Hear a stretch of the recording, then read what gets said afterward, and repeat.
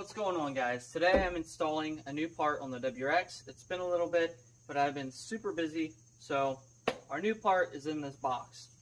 The back end of the car has looked good for a while, but there's something that's been bugging me. So the fog light that's in there now actually came with a halogen bulb that would work as a running light and a brake light. You would turn the car on, the lights would come on, and that would light up.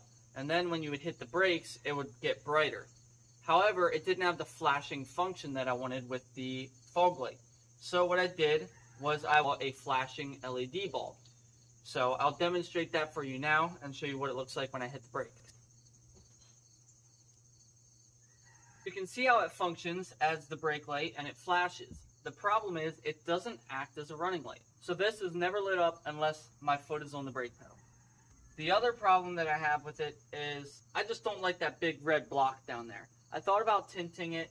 I thought about maybe like taping it off and doing a design similar to my taillights, but I found a better option. Something that's not quite as time consuming as pulling this out and repainting it. So right here is a replacement for that sucker. Now, like I said, it works fine. It looks okay. I just don't like the red, the bright red block down there. I think it kind of pulls too much attention to the bottom of the car, and it's always dirty down there, so I don't know. This is a fog light that has all the functions I'm looking for. This is from Noble Performance, and it is a tinted fog light with the red bar. So this is going to have that red bar that lights up all around, and then when you hit the brakes, we're going to have a brake light and a flashing function from the center. And the bar around the outside will remain a running light. The nice thing about this is if you've looked into any other aftermarket rear fog lights, a lot of them don't come with any sort of wiring harness, and if you want a wiring harness, you're going to pay for it. The nice thing is for about $100, you get this. You get a factory plug-and-play wiring harness. You get the mounting kit, the long extension for the wire. First order of business is we have to pop this one out. So if you have the stock blank cover, all you got to do is take your hand up underneath and push out, and it'll pop right out. If you have one of these already, you probably already know how all this is done. But just a quick refresher, you're going to get under the car. You're going to remove these push clips. There's a couple. There's 4 of them. Now that I have that out, you actually have to kind of pop it out from the back. You can't pull it through the front. Now I'm going to go ahead. I'm going to disconnect this bulb. And all of the wiring for this is hardwired. So I have all of this tapped into the OEM wire harness, and it's all spliced and soldered and shrink wrapped. Okay, so,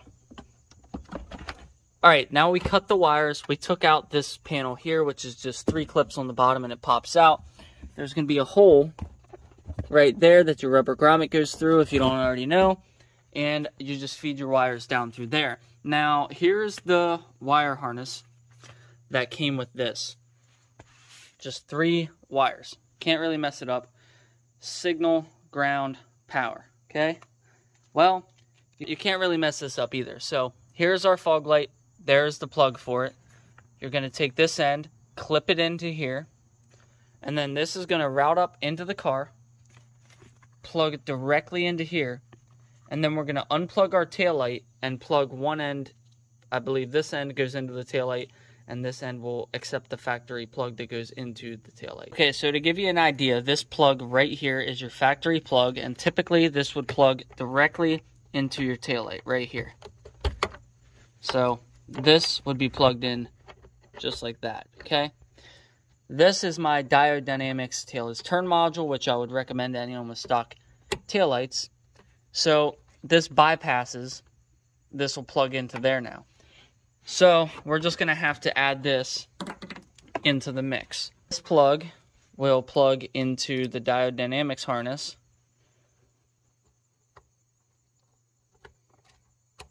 Like so. And then this will plug into our stock harness. Boom. Now we have the tailless turn module and the fog light module. Now we put this before the tailless turn module. That way it can't mess anything up with the tailless turn or the fog light. So the tailless turn should work as normal, and the fog light should work as normal. So now we just got to route that wire up and plug it in here. We're going to go ahead and plug this in like that. Good. Now we just route this down through the bumper. All right. I always pull out extra, and then when I put the fog light in, I'll pull more back up. But here's the rubber grommet, so we're going to, I mean, obviously it's not a perfect seal anymore because I cut out too much of it a long time ago. But we're going to feed that back through, plug that back in the hole. And now this can go up and into place.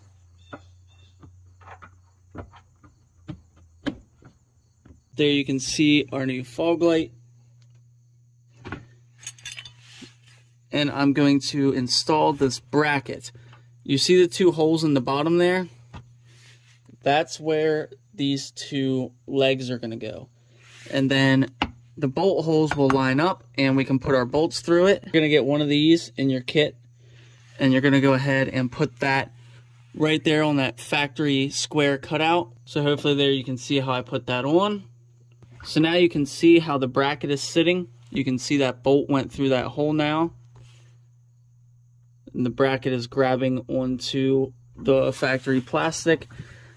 And then up there, you can see that clip that I installed. We're going to put the other two remaining bolts through, and we're done.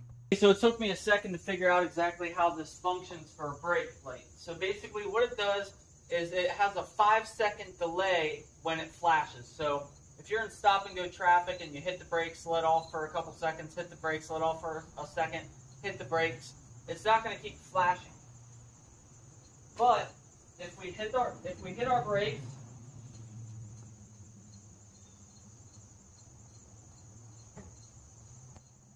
and then we hit our brakes again, it's not going to flash.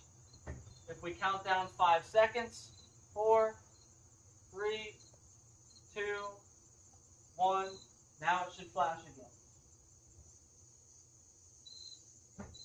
So that's how that works. So obviously it's not dark. I'll give you one more idea when it's dark, but I did want to address something when I was editing the video.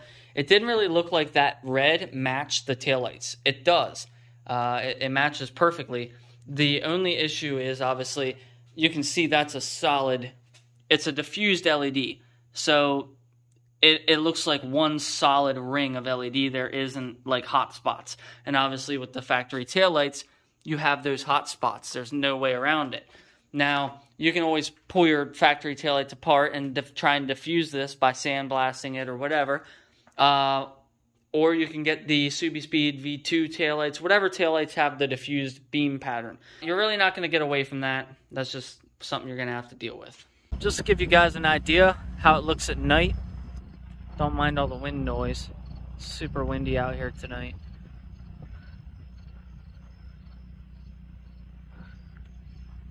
Finally cleaned the car, so I'll give you an idea what it's looking like. Alright guys, well that's going to be it for today's video. I hope you enjoyed it. Like I said, I'll leave a link for that down in the description, so if you want to get one for yourself, you know where to get it. And they do have different colors if that smoked with the red bar isn't your style. I think they have smoked with white bar, and then they have clear with red bar or white bar. And all of them have the flashing function with the plug-and-play harness. You can also turn off the flash function if that's something that you don't like, and there is an instruction manual in there that shows you exactly how to do that, and it's very easy. So anyways, guys, that's it, and I'll see you guys in the next video. Thanks for watching.